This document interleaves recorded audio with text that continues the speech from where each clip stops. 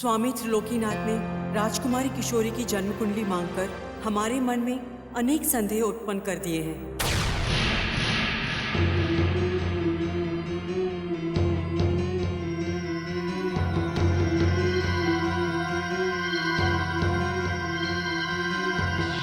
अवश्य उनके त्रिनेत्र ने कुछ अनिष्ट देखा है जिसका हमें कोई अनुमान नहीं।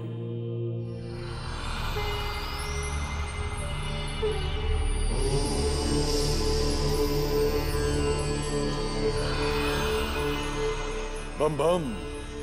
प्रणाम स्वामी जी। कल्याण हो। हमारे मन में तरह तरह की आशंकाएं उठ रही हैं। लाख चाहने पर भी हम अपनी घबराहट पर अंकुश नहीं लगा पा रहे हैं, इसलिए हमने आपको याद किया है। आप राजकुमारी किशोरी की जन्म कुंडली के विषय में सोच रही थी ना? आपसे क्या छुपाया जा सकता है स्वामी जी? क्या कारण है जो आपने राजकुमारी किशोरी की कुंडली देखने का निर्णय कर लिया?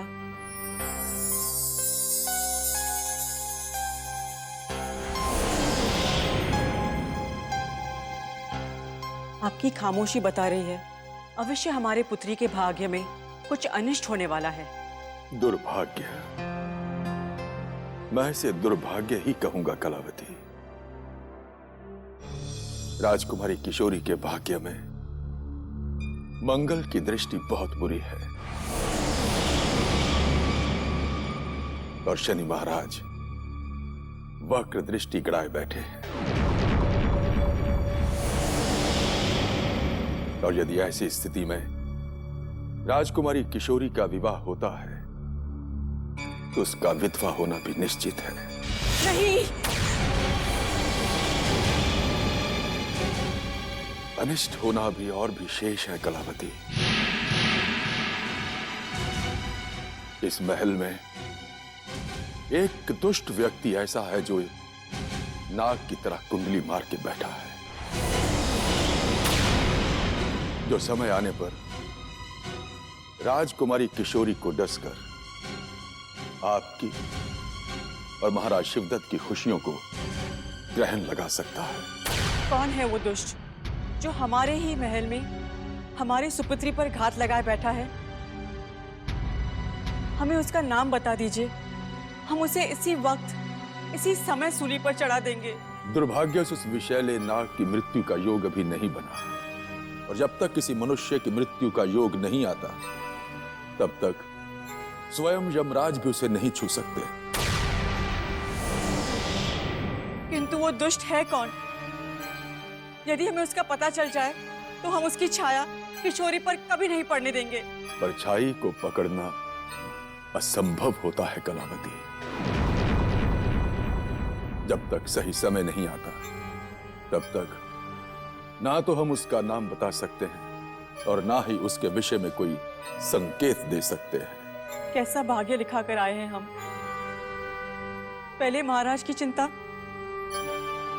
और अब राजकुमारी किशोरी पर आने वाला संकट हमें जीने नहीं देगा। कोई तो उपाय कीजिए स्वामी जी, हमारा संसार उजड़ जाएगा। राजकुमारी के सपने टूटकर बिखर जाएंगे।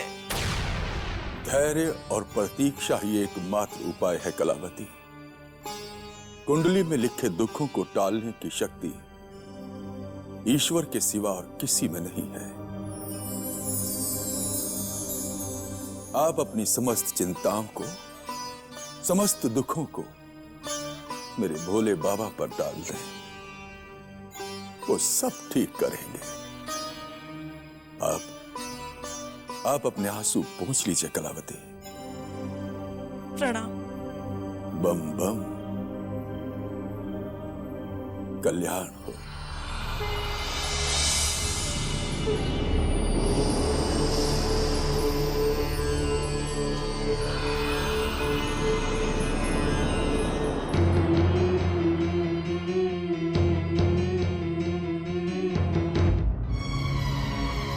यदि स्वामी त्रिलोकीनाथ की भविष्यवाणी सत्य हो गई तो चुनारगढ़ के युवराज और शिवगढ़ की राजकुमारी की प्रेम कहानी का अंत क्या होगा? शीला, मैं तुम्हें ही ढूंढ रही थी संध्या। स्वामी त्रिलोकीनाथ ने एक बहुत ही अशुभ भविष्यवाणी की है। कहीं उन्होंने ये भविष्यवाणी तो नहीं कर दी कि तुम्हारा विवाह भीम और बलवान दोनों में से किसी एक के साथ होने वाला है, जो तुम्हारा ये सुंदर मुखड़ा इतनी सर्दी में भी पसीने से गीला हो गया?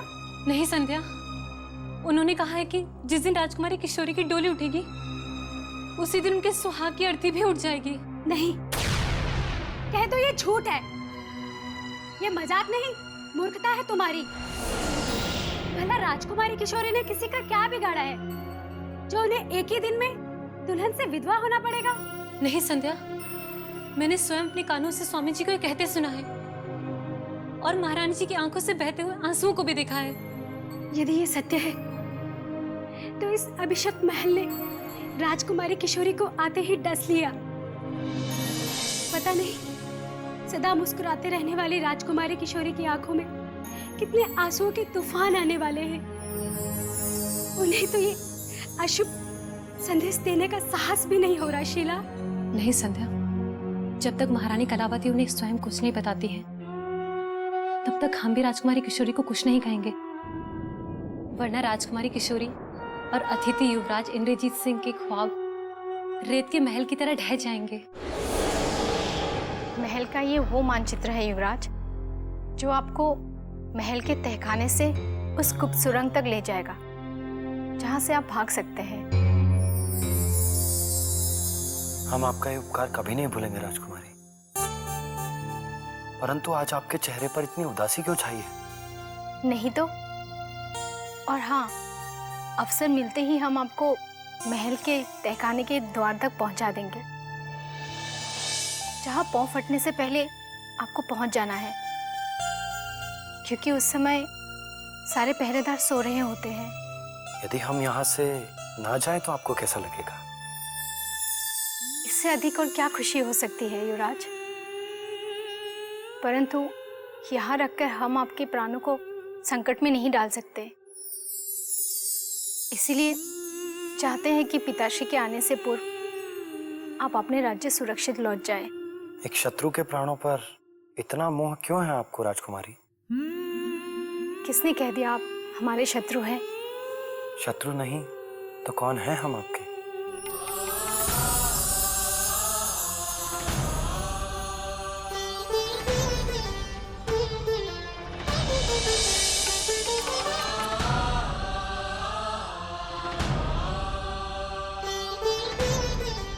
ऐसा क्यों होता है कि जो बातें आपकी आंखें कहती हैं उन्हें आप अपने होठों तक नहीं आने देती?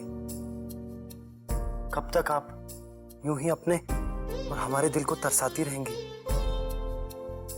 शिवराज, लगता है आपको कैदी बनकर रहना अच्छा लगता है। मतलब? इस कैद से निकलकर आप हमारे प्यार में जो कैद होना चाहते हैं।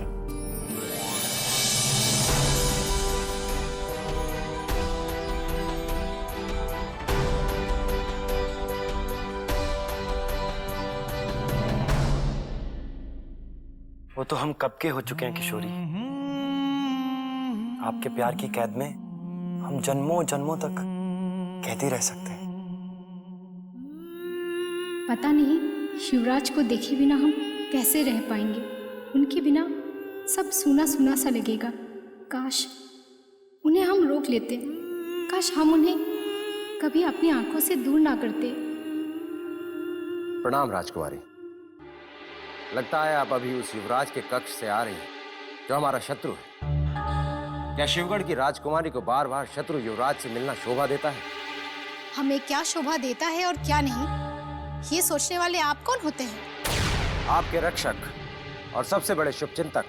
इस महल में कोई हमारा शुभचिंतक नहीं है। यहाँ सब स्वामी भक्त होने का दिखावा करते हैं, लेकिन सबके मन में स्वार्थ और विश्वासघात का विष भरा है, जिसमें से एक आप भी हैं। यही तो आपकी भूल है राजकुमारी। भवानी सिंह के अलावा इस महल में और कोई ऐसा नहीं जिसके हृदय में महाराज शिवदत्त और उनके राज परिवार के लिए तनिक मात्र भी स्वामी भक्ति हो। इसीलिए हमें आपकी चिंता कुछ अधिक ही रहने लगी है। राजकुमारी, हम चाहते हैं कि अब आप उस युवराज से ना मिलें, अन्यथा संकटों से घिरा ये महल और अधिक संकटों से घिर जाएगा। संकटों का नाम लेकर आप हमारी स्वतंत्रता पर अपना अंकुश नहीं लगा सकते हैं। हम शिवगढ़ की राजकुमारी हैं। हम पर हमारे सिवा और कोई हुक्म नहीं चला सकता है। जानते हैं, शिवगढ़ की राजकुमारी पर अंकुश महाराज शिवदत्त ही लगा सकते हैं। किंतु जब महाराज को यह ज्ञात होगा कि आप शत्रु युवराज से बार बार मिल रही हैं, तो अंजाम बहुत भयानक होगा, जो हम नहीं चाहते। राजकुमारी, अभी भी समय है, संभल जाइए, वरना आपसे पहले उस युवराज को दंड मिलेगा जो आपसे मिलने का अपराध कर रहा है। यदि आप इसे अपराध समझ रहे हैं तो हम इसे बार बार दोहराएंगे, और भविष्य में हमें कोई सलाह देने का व्यर्थ प्रयत्न मत करना। और हाँ, अतिथि युवराज की ओर दृष्टि उठाकर भी मत देखना, वरना सबसे पहले आपको दंड भुगतना पड़ सकता है, भवानी सिंह।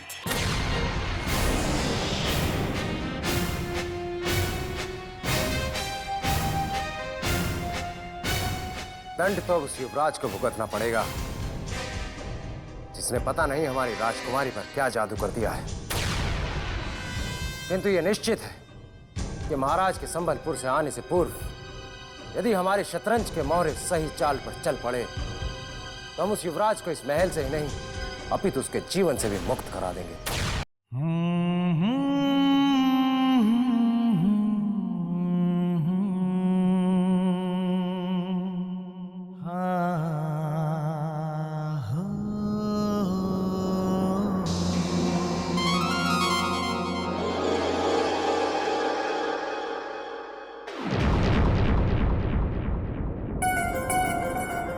ये क्या बिखरा पड़ा है यहाँ?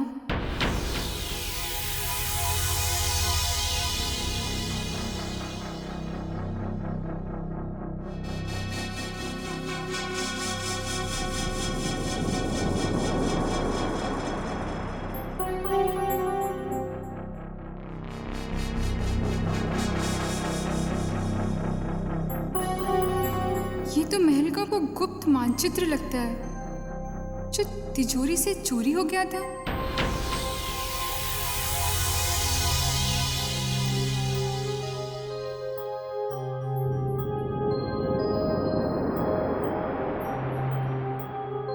ये महल का वही गुप्त मानचित्र है, परंतु ये मानचित्र इस अतिथि कक्ष में कैसे आ गया? और इस अनमोल धरोहर के किसने टुकड़े टुकड़े कर दिए?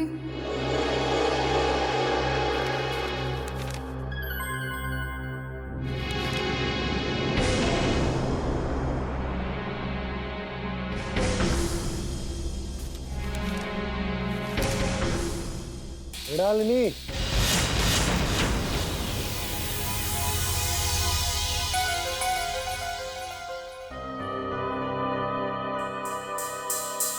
कहाँ जा रही हो?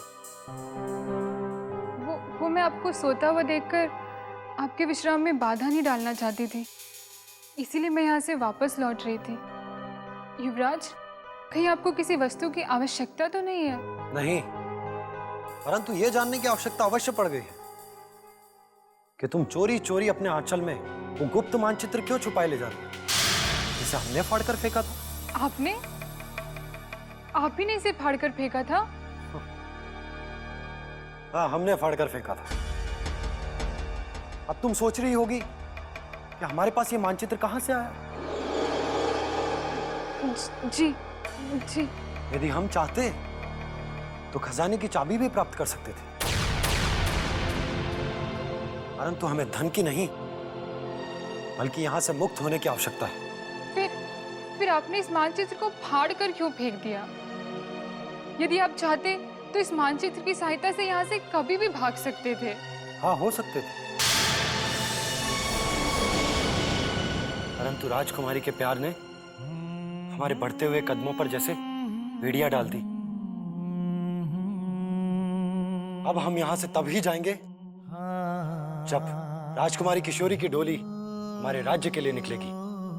युवराज, आश्चर्य में पड़ गई ना तुम? अब देखना, जब तुम्हारे महायोद्धाओं को हमारे निर्णय के बारे में पता लगेगा तो उनकी छाती पर सांप रेंगने लगेंगे।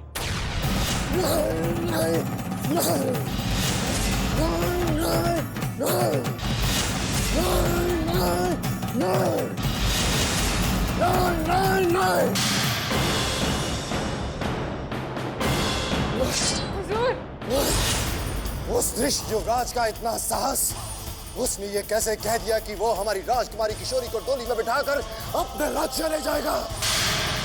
उसका सर काटे बिना हमारे दिल में लगी अग्नि शांत नहीं हो पाएगी मृणालिनी। अपने क्रोध को वश में कीजिए हुजूर। उस दृश्य युवराज का इतना साहस, उसने ये कैसे कह दिया कि वो हमारी राजकुमारी किशोरी को डोली में बिठाकर अपने राज्य ले जाएगा? उसका सर काटे बिना हमारे दिल में लगी अग्नि शांत नहीं हो पाएगी मृणालिनी। हट जाओ हमारे मार्ग से, आ जाओ।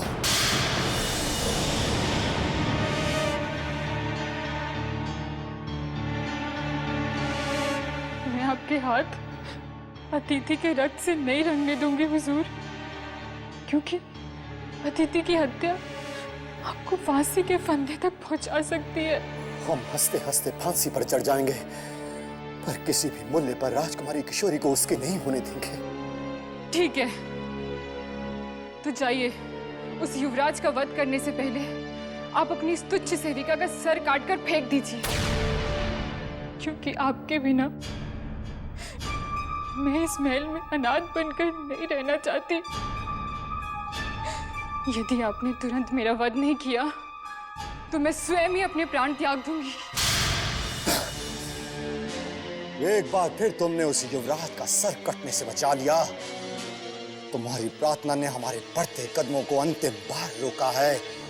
यदि ऐसा फिर हुआ तो मृणालिनी तुम जीवित नहीं रहोगी। अब शीघ्र बताओ कि तिजोरी से चुराए गए उस गुप्त मानचित्र का क्या हुआ, और जिसने भी ये चुराया है उसके पीछे उसका उद्देश्य क्या था? यदि सत्य बता दिया तो इसी समय सोमनाथ अतिथि युवराज का वध कर देंगे, और ना बताया तो रहस्य खुलते ही मेरा वध हो जाएगा।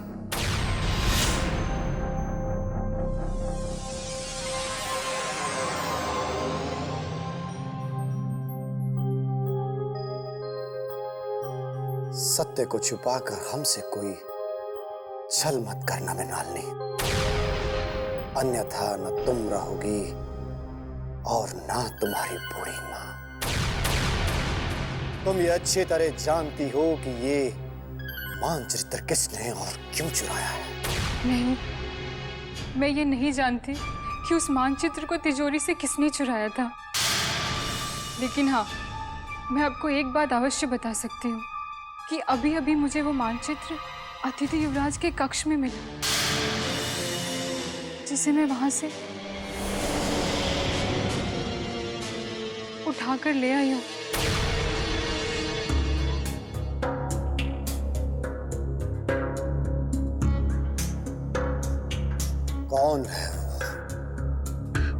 कौन है वो जिसने युवराज को सुरंग से भागने के लिए उसके कक्ष में ये मानचित्र छोड़ा और उसे नष्ट भी कर दिया? इसे उसी धृष्ट युवराज ने नष्ट किया है हुजूर, किंतु अब वो शिवगढ़ के महल से भागने का निर्णय भी बदल चुका है। युवराज चाहे कुछ भी सोचे, परंतु अब यह साफ हो गया है कि मानचित्र चुराकर युवराज के कक्ष तक पहुंचाने में राजकुमारी किशोरी का ही हाथ है। अब सर से पानी ऊपर उठ चुका है मृणालिनी। अब हम युवराज इंद्रजीत सिंह का सर किसी भी समय कुचल सकते हैं।